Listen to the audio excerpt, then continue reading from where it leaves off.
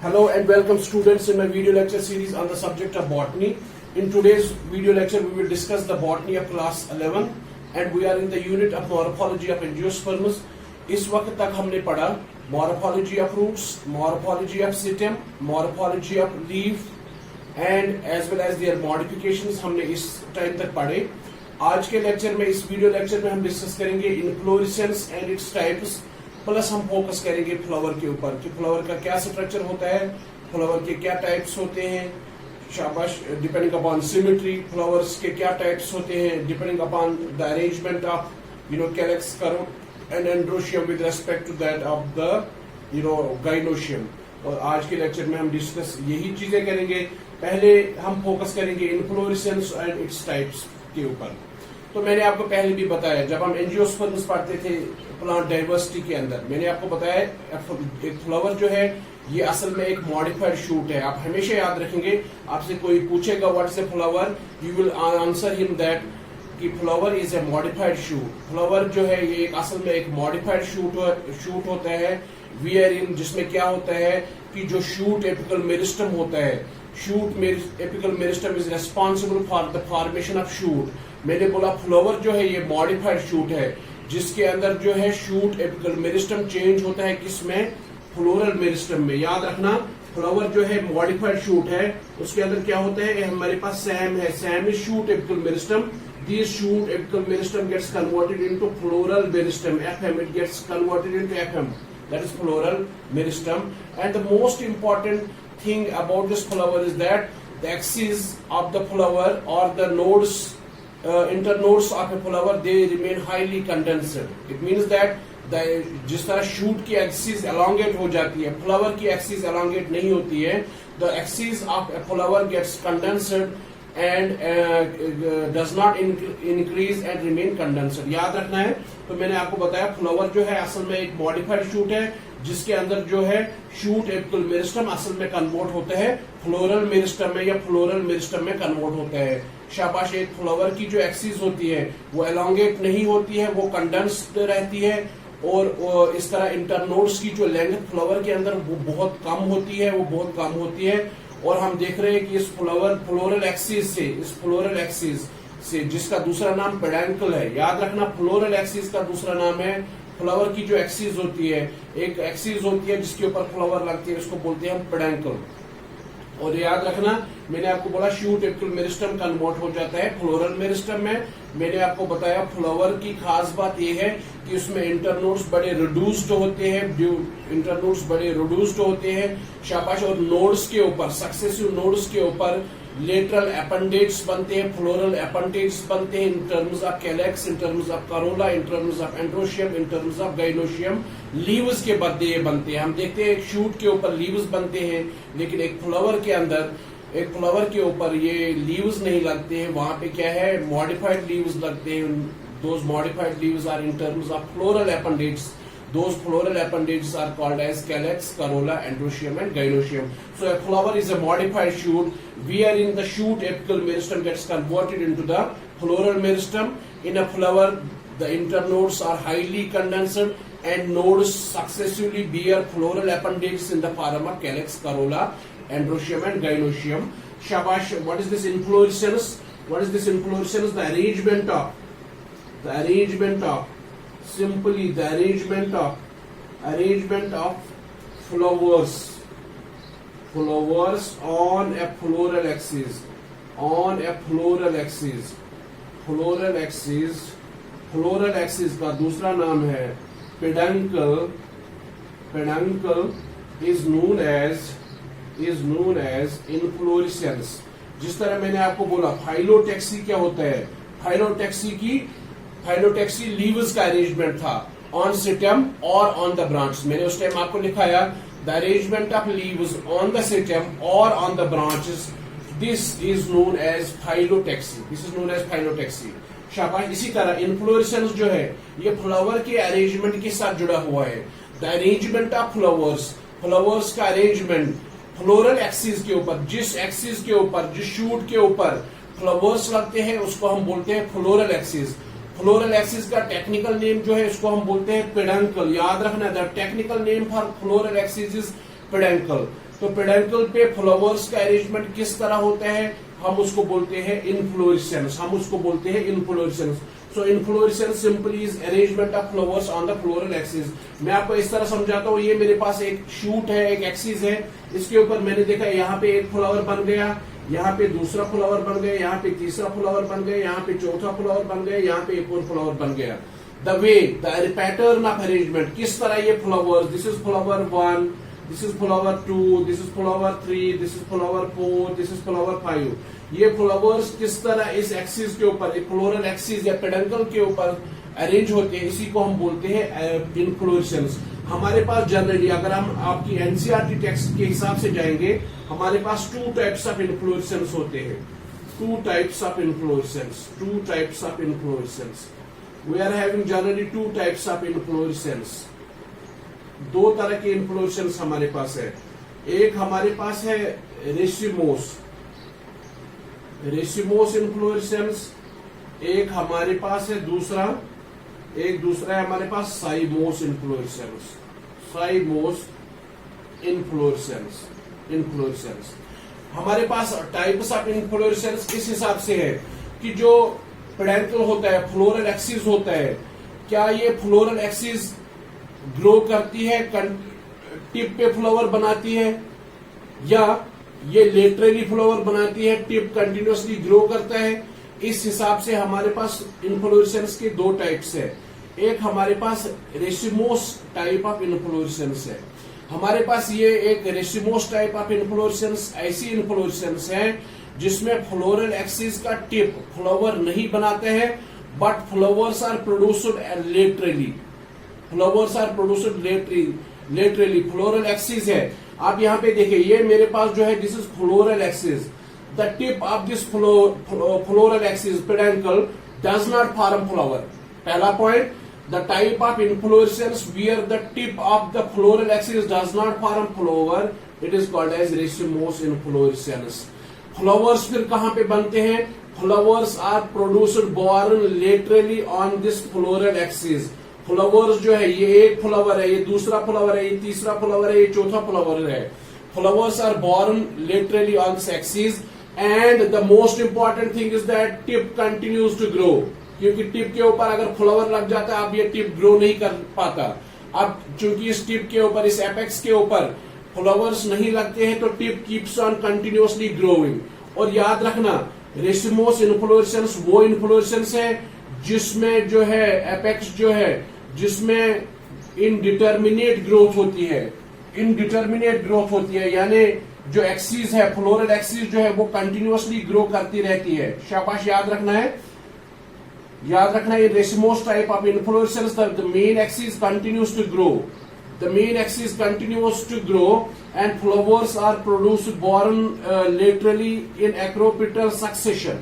acropetal succession मैंने यहाँ पे लिखा, ये हमारे पास फ्लावर एक्सिस है, फ्लोरल एक्सिस है, फ्लोरल एक्सिस है, फ्लावर्स की एक एक्सिस है जिसको हम पेडंकल बोलते हैं, इसके ऊपर फ्लावर्स लगते हैं।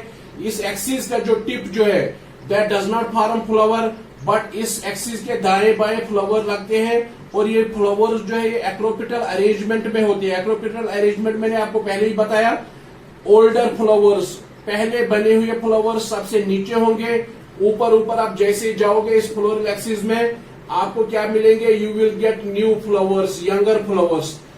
This is the oldest flower and this is the youngest flower. Base पे ओल्डर फ्लावर होंगे, टिप की तरफ अगर आप आगे मूव करोगे, वहां पे आपको मिलेंगे यंगर फ्लावर्स। तो acropetal arrangement is the type of arrangement where older flowers are present at the base and younger flowers are present at the tip. This arrangement of flowers is called as acropital arrangement. So remember, racemose type of inflorescence is that type of inflorescence where the tip of the axis, floral axis, does not form flower, but flowers are born laterally in an acropital succession. And remember,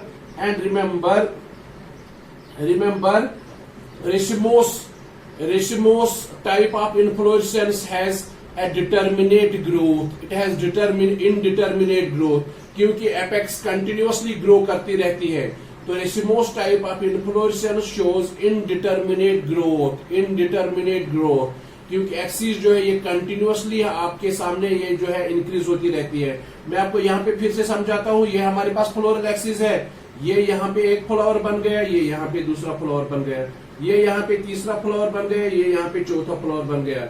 axis ने फिर से elongate किया, फिर से नए flower बन गया, नया फ्लावर बन गया, ये देखिए नया फ्लावर बन गया, नया फ्लावर बन गया। एक्सिस फिर से ग्रो कर रही है। तो ओल्डर फ्लावर्स यहाँ बेस पे हैं, यंगेस्ट फ्लावर्स जो है, oldest flowers are at the base, youngest flowers are at the tip. This arrangement of the flowers is called as basic acropetal arrangement of flowers. तो याद रखना है racemose type of inflorescence is that type of inflorescence where the tip of the floral axis does not form flowers, but flowers are born on the floral axis laterally in an acropetal arrangement. Older flowers are at the base and younger flowers are at the tip. And remember, in case of racemose type of inflorescence, the floral axis has indeterminate growth. It keeps on grows continuously. It keeps on growing continuously. So this is a diagram of racemose type of inflorescence. Second type of inflorescence, that is called as cymose type of inflorescence. Cymose type of inflorescence. Cymose type of inflorescence. Cymose inflorescence. मैं आपको यहाँ पे बताना चाहता हूँ racemose type of inflorescence के भी हमारे पास डिफरेंट टाइप्स है, लेकिन as per your next NCERT text हमें उनमें वो डिटेल में स्टडी नहीं करनी है। हमें इतना स्टडी करना है what is that an inflorescence, what is racemose inflorescence and what is cymose inflorescence. We have to understand up to this level. We do not need to go into the types of racemose and cymose inflorescence. यहाँ पे आप देखिए ये axis थी floral axis, but the tip of the floral axis bears the flower. आप देखिए ना यहाँ पे क्या हो गया, उल्टा हो गया. Now the tip bears inflorescence. क्या अभी एक्सिस ग्रो करेगी? नहीं, याद रखना एक्सिस ग्रो नहीं करेंगी. शाबाश. अब यहाँ पे देखिए ये ब्रांच निकली, यहाँ पे एक और पेडेंकल की ब्रांच निकली, तो इसके टिप ने भी पहले फ्लावर बनाया, फिर इसके दाएं बाएं फ्लावर बन गया. ठीक है ना. तो आप याद रखेंगे the type of floral axis where the tip of the axis form flower, and this type of inflorescence is known as cymose inflorescence. And remember, in case of cymose inflorescence is having limited growth. It means that cymose inflorescence shows determinate growth, it shows limited growth. And remember, the flowers are arranged here in basipetal arrangement. Basipetal arrangement means acropetal arrangement में मैंने बोला older at the base. Basipetal arrangement means older at the tip, apex, top पे कौन से flowers होंगे? Older flowers होंगे. तो मैं यहाँ पे लिखूंगा in cymose inflorescence the main axis terminates in a flower, hence is limited in growth. The main axis, the type of inflorescence where the main axis terminates into a flower and hence shows limited growth. Determinate growth is known as cymose inflorescence. Shabash. In cymose inflorescence,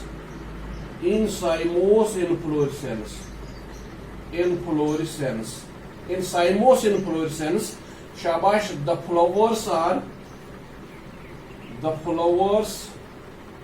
are born basipetally. या flowers show basipetal arrangement. The flowers are born basipetally.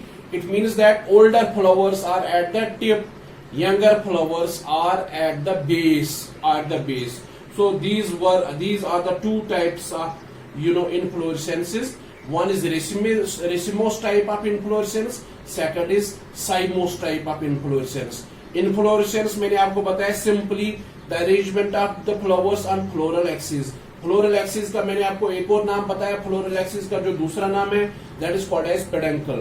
Peduncle या floral axis पे flower के arrangement को हम बोलते हैं inflorescence. हमारे पास दो तरह के इनफ्लोरेसेंस है, एक हमारे पास रेसिमोस इनफ्लोरेसेंस है, एक हमारे पास साइमोस इनफ्लोरेसेंस है. रेसिमोस इनफ्लोरेसेंस में क्या है, the tip of the floral axis, the tip of the main axis does not form flower. This is one point. Second, the flowers are born laterally. This is second point. Third point, the flowers are arranged in acropetal order. It means that older flowers are at the base, younger flowers are at the tip. Shabash, this is racemose type of inflorescence. In cymose type of inflorescence, the main axis terminates into a flower. And इस तरह क्या होता है, the main axis show limited growth, does not increase in length more. It shows limited growth. It shows limited growth. And remember the arrangement of flowers in case of cymose and inflorescence is basipetal, or the flowers are arranged in a basipetal order. It means that older flowers are at the tip and younger flowers are at the base. So remember, आप कहीं पे लिख के रखिए. आप यहाँ पे देखिए, ये मेरे पास साइमोस इन्फ्लोरेसेंस है, ये मेन एक्सिस है. This main axis terminates into a flower. It produces the branches on this main axis. Again, this main axis terminates into a flower. So the main axis does not increase in length, and the older flowers are at the tip, and younger flowers are at the base. So such an arrangement of flowers is called as basipetal arrangement of flowers. Shabash, acropetal arrangement. Acropetal arrangement क्या हो गया? Older at the base and younger at the tip. Younger arrangement, basipetal arrangement. वो determined growth होती है, determinate growth होती है, याद रखना ये. शाबाश. इसके साथ हम आगे बढ़ेंगे, हम फ्लावर के बारे में पढ़ेंगे थोड़ा बहुत. शाबाश. फ्लावर क्या होता है, हमें पता है. Flower is the modified shoot. ये मॉडिफाइड शूट है. It is a reproductive unit. It is a reproductive unit. It is a reproductive unit in angiosperms. मैं इस तरह भी लिख सकता हूं, जो ये फ्लावर है, flower is a modified reproductive unit in angiosperms. It's a reproductive unit in angiosperms, and the purpose of why it is a reproductive unit, because the purpose of this flower is to carry out the process of sexual reproduction. The purpose of this flower is to carry out the process of sexual reproduction. मैंने आपको बताया flower represents the reproductive unit in angiosperms because it is this flower which actually wherein the process of sexual reproduction takes place. हमें पता है हर किसी flower की एक axis होती है, स्टॉक होता है हर किसी फ्लावर का. उस स्टॉक को हम बोलते हैं पेडिसल. याद रखना है, every flower has a stalk, that stalk is called as pedicel. Remember, every leaf has a stalk, that stalk is called as petiole. Leaf के स्टॉक को हम पीटियोल बोलते हैं, फ्लावर के स्टॉक को हम पेडिसल बोलते हैं. मैंने आपको बताया, पहले भी बता चुका हूं, this pedicel, this expands this gets swollen at the tip to form a structure, a receptive structure. That receptive structure is called as thalamus, or this is also called as receptacle. अगर ये हमारे पास flower का stock है, ये हमारे पास pedicel है, this pedicel it gets swollen at the tip to form a special structure. That structure is called as thalamus. हम इसको बोलते हैं thalamus, or this is also called as receptacle. This is also called as receptacle. This is also called as receptacle. So this is petiole. Petiole is the stalk of the flower. This is stalk of the flower. This stalk of the flower at the apex, it gets swollen to form a special structure that is called as thalamus or receptacle. Why this thalamus or receptacle is special structure? Because it bears It bears all other floral appendages. इसी के ऊपर सारे floral appendages जो है इसी के ऊपर लगते हैं, थैलमस के ऊपर है लगते हैं. So शाबाश, thalamus is the superficial structure on which all floral appendages are born. And remember there are 4 types of floral appendages. यहाँ पे मैंने डायग्राम में मेंशन किए हैं 4 types of floral appendages are there. Floral whorls are there or floral appendages are there. First whorl is called as calyx. It is whorl of sepals. The unit of calyx is called as sepal. Then we are having corolla, and remember the unit of corolla is petal. Shabash. Third, we are having androecium. I will not go into the details of this because I have taught you already in the angiosperm part where we discussed the plant diversity, plant kingdom. The unit of androecium is stamen, and then we are having the fourth whorl, gynoecium. The unit of gynoecium is called as carpel, or it is also called as pistil. Remember it, there are 4 floral whorls in a flower. One is calyx. The unit of calyx is sepal. Then we are having corolla. The unit of corolla is petal. Then we are having androecium. The unit of androecium is stamen. Then we are having gynoecium. The unit of gynoecium is carpel or pistil. And remember, calyx and corolla, they do not directly take part in the process of reproduction. We know that calyx जो है, sepals जो है, they are green in color. And I told you in the previous classes that these sepals they protect the flower during bud condition. तो इनका sepals या calyx का जो purpose है, they provide protection to the flowers during bud condition. And second, corolla के जो units है, वो petals है. These petals are variously colored. These are differentially colored. Petals का different color हो सकता है. और ये पेटल्स का जो काम है, why they are colored, because they attract insect pollinators. ये इंसेक्ट पॉलिनेटर्स को अट्रैक्ट करते हैं, इस तरह ये पॉलिनेशन में मदद करते हैं. Since this calyx and corolla, sepal and petal, they do not take part in the process of sexual reproduction directly. These 2 whorls, the calyx and corolla, they are also called as accessory whorls. ACCESSORY. They are called as accessory whorls. Non-essential whorls. Accessory means non-essential whorls.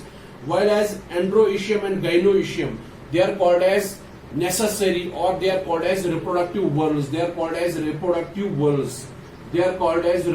whorls because androecium, the stamen represents the male, androecium represents the male whorl of a flower, whereas gynoecium represents the female whorl of a flower. So remember, calyx and corolla, they do not directly take part in the process of reproduction. That is why they are called as accessory whorls.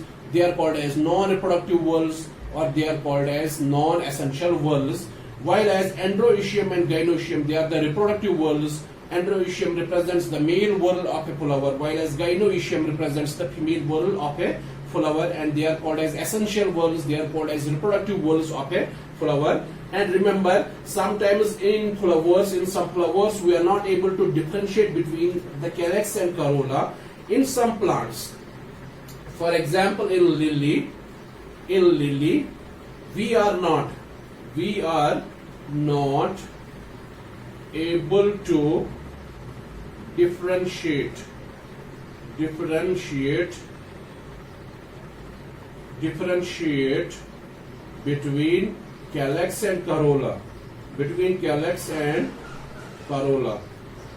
between calyx and corolla. Remember, when we are not able to differentiate between calyx and corolla in a flower, for example, as is the case in lily, we say that such a whorl, we say that this is then called as perianth.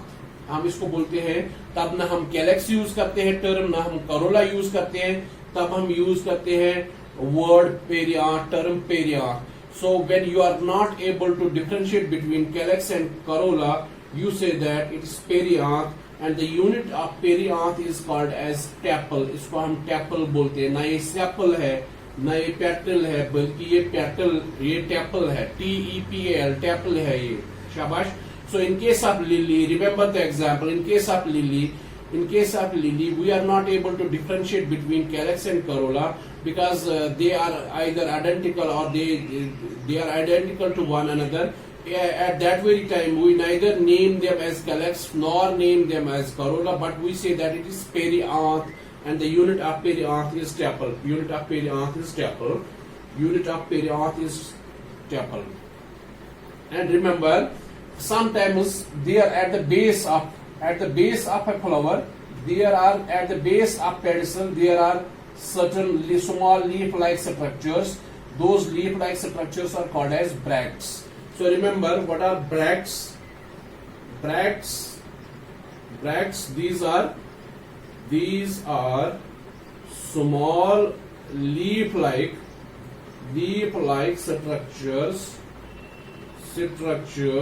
at the base of the pedicel. Pedicel के base के ऊपर sometimes there are small leaf-like structures. Those leaf-like structures are called as bracts. Shabash, flowers with bracts. Flowers with bracts are known as bracteate flowers. Bracteate flowers. Jin flowers के pedicel के ऊपर bracts होंगे उनको हम बोलते हैं bracteate flowers. Flowers without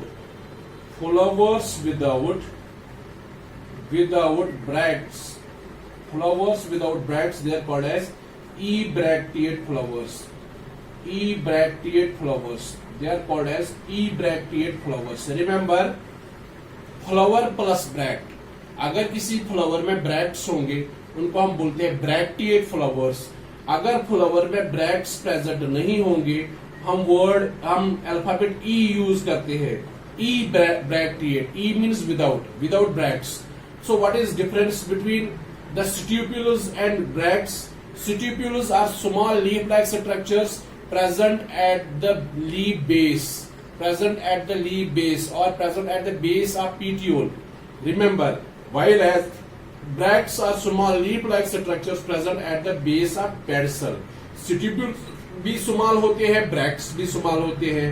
stipules भी leaf like structures है, ब्रैक्ट्स भी लीफ लाइक स्ट्रक्चर्स है. लेकिन याद रखना बेटा, स्टिप्यूल्स जो है they are associated with the leaf, while as bracts are always associated with a flower. This is difference between a bract and a stipule. अक्सर बेशतर क्या होता है कि students they are not able to differentiate between a bract and a stipule. So remember, stipules are small leaf-like structures present at the base of leaf, while as bracts are small leaf-like structures present at the base of a flower.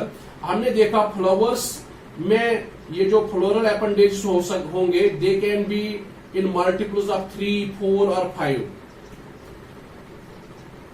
The floral appendage in a flower,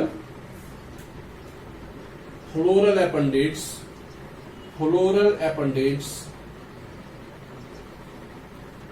a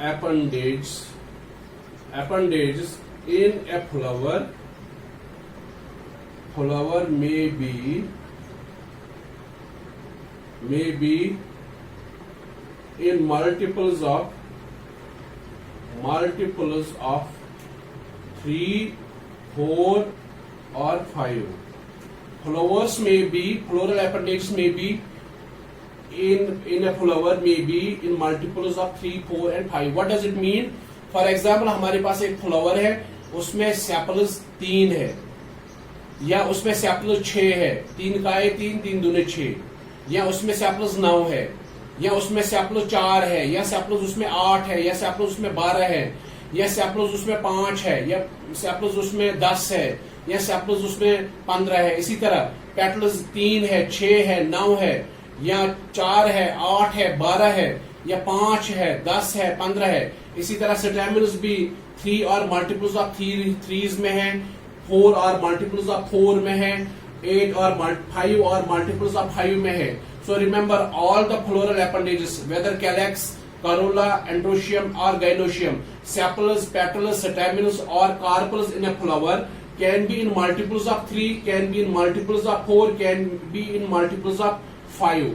If in a flower the floral appendages are in multiples of 3, such flowers are called as trimerous flowers. trimerous flowers. याद रखना, what are trimerous flowers? The type of flowers wherein floral appendages are in multiples of threes.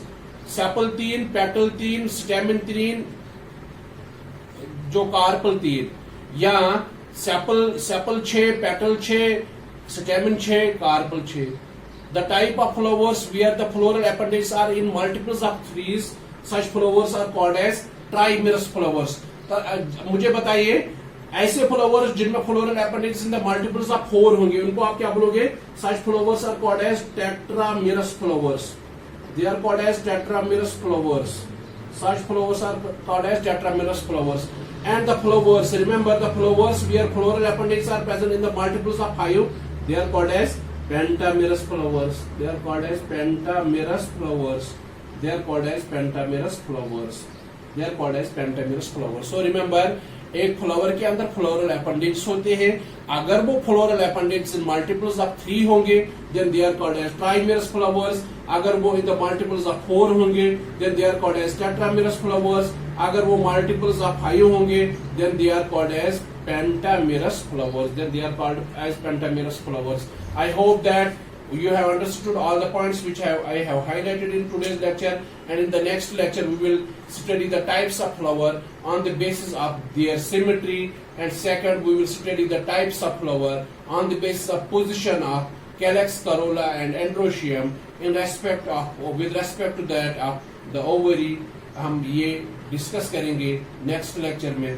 Thank you for watching my video lecture. Thank you one and all.